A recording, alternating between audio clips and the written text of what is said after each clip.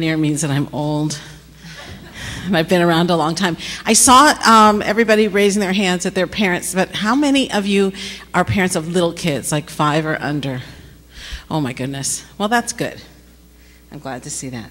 When I started getting involved in this, my son was about 7. That was in 1995 when the very first group of DAN professionals got together, and I was allowed to insert myself in that group, and I was very pleased about it. And at the time, diet was just, something we were just starting to talk about, and the internet was very new when I started doing research on autism, and you could basically find everything there was to find in about half an hour. Now, as you know, it's a very different situation, and my little boy is now about to turn 18. So things are very different now, and I think much more hopeful.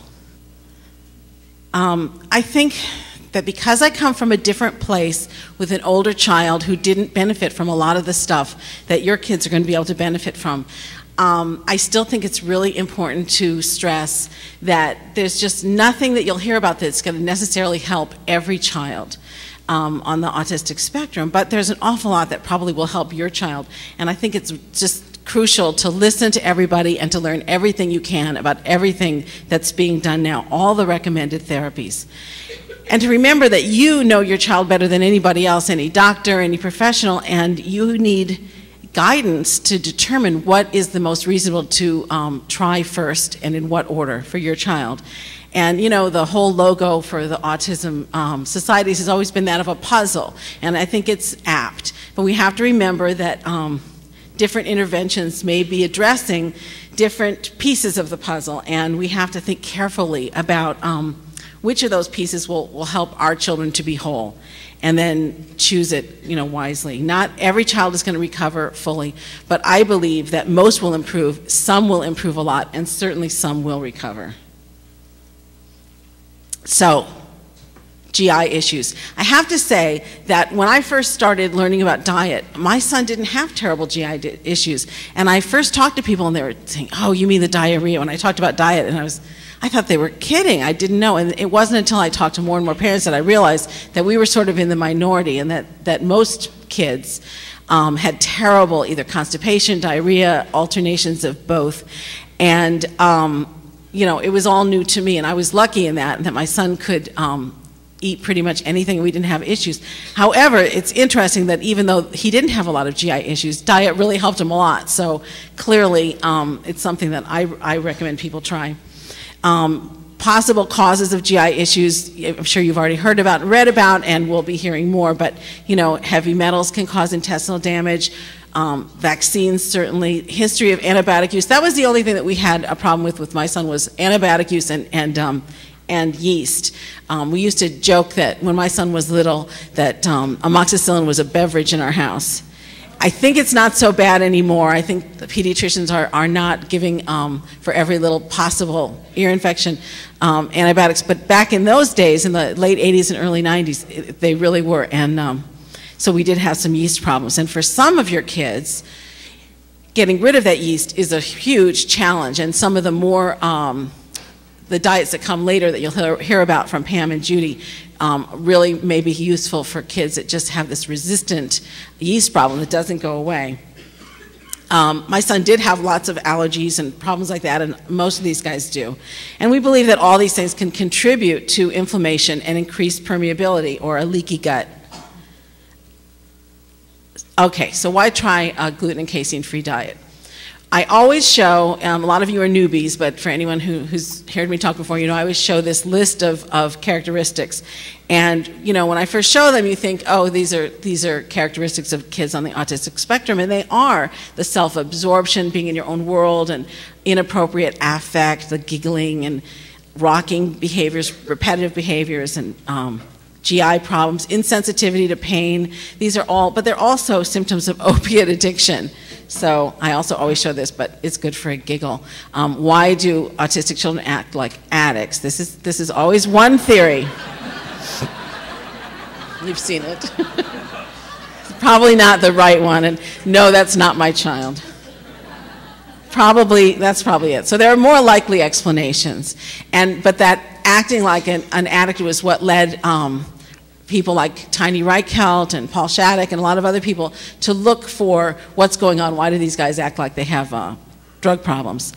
And the explanation that they came up with a long time ago, late 70s even, was the casein, which is a protein in milk, and gluten from certain grains do produce opioid peptides when they're only partially digested, and that if they're fully digested, they should lose that opioid activity. So what's going on? Why are they not digesting these things properly? Clearly, there's something, some metabolic disorder, something wrong with the immune system. We weren't really sure what, but we know that something is happening there. And it was called the opioid excess theory because excess opioids were dumped into the urine, and that's where they were found. And it was believed that these proteins can pass through the blood-brain barrier and because of this leaky gut. It's sort of a chicken and egg situation. What came first?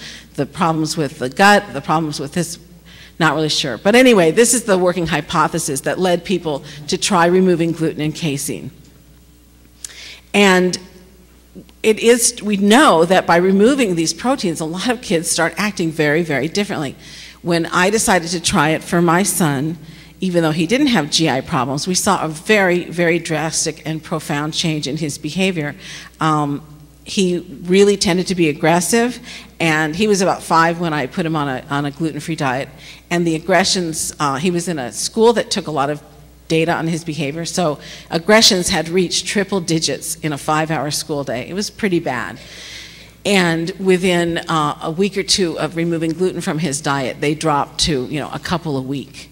And we went through a whole summer where it was just like a dream come true. And really, we hadn't told the school what we had done with his diet, so they didn't have a clue. And a few infractions that were accidents led to an immediate spike. For him, being that old and not doing a whole lot of other interventions, it didn't lead to complete recovery, and he's still autistic to this day, but he improved a lot. And by removing the source of the opioids, you can reduce a lot of these behaviors that are caused. It's very important that the kids be little when you start doing dietary and most of these interventions. Not that they won't help older kids or even adults. I do hear from adults sometimes who say they put themselves on a diet and they think more clearly and they can hold a job better, or they have more friends, but certainly the littler kids seem to make more dramatic changes. If you talk about the kind of evidence-based medicine and science that Dr. Herbert was talking about, the double-blind, placebo-controlled studies, have these theories been proven? No, they have not.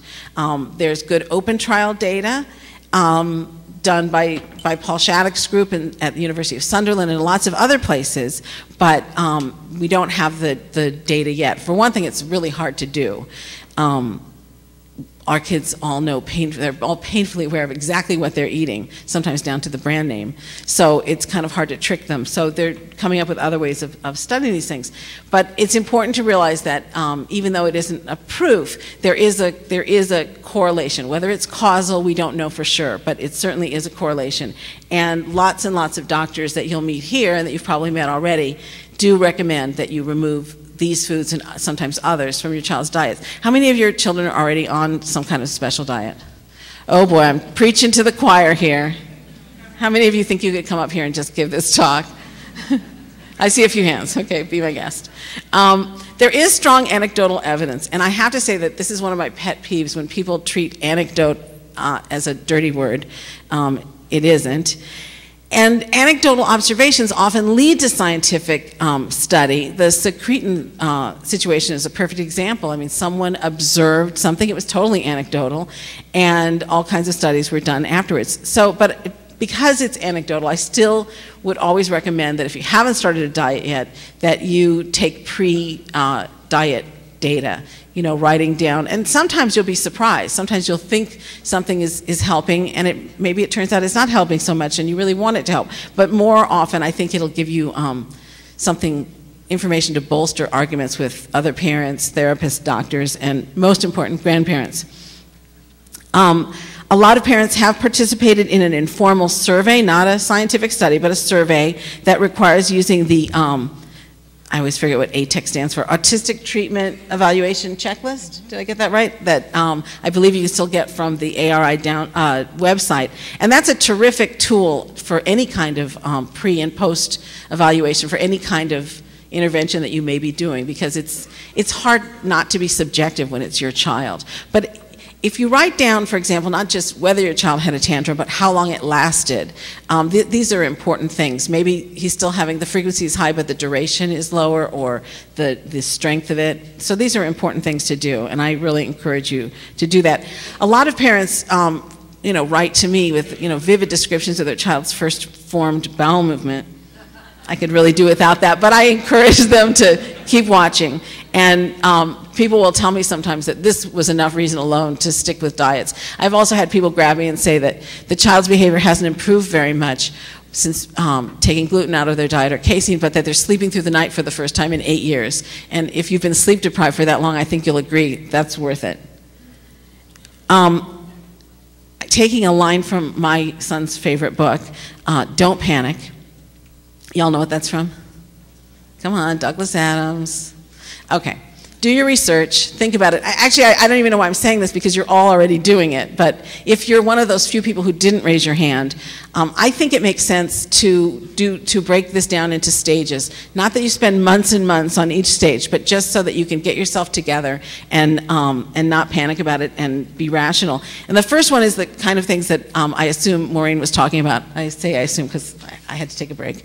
But I know Maureen, and I've known her for a long time, so I know she told you to get rid of sugar, preservatives, to use organic food, whole versus processed. One of the good things about putting your child on a special diet is you really can't go to the store and just grab something off the shelves that's easy to prepare. You're going to have to do it yourself, and that's a good thing for your whole family.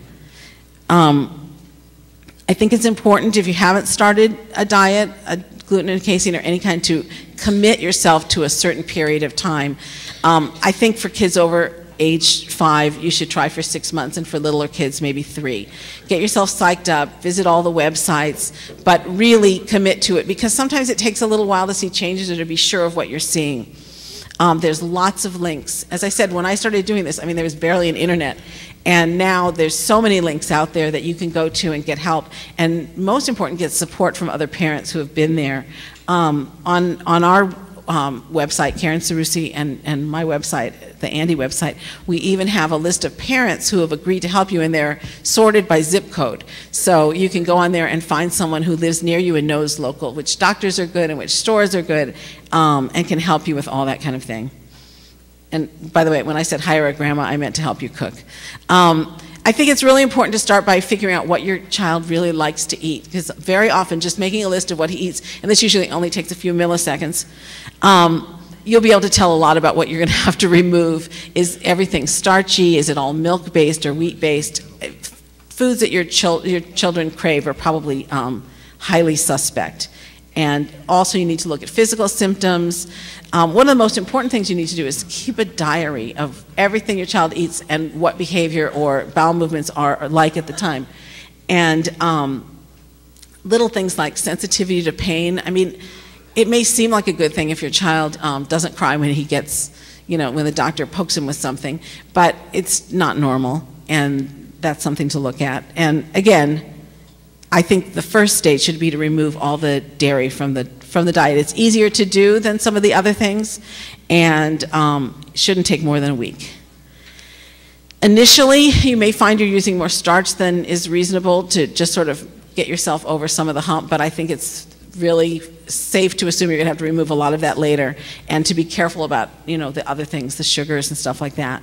And, when your children are little, the way most of yours are, it's important to remember something else that I don't have on any of these slides, which is that you're the grown-ups, and you still have the opportunity to decide what goes into them and what doesn't. When they get older, that becomes less easy to do, believe me.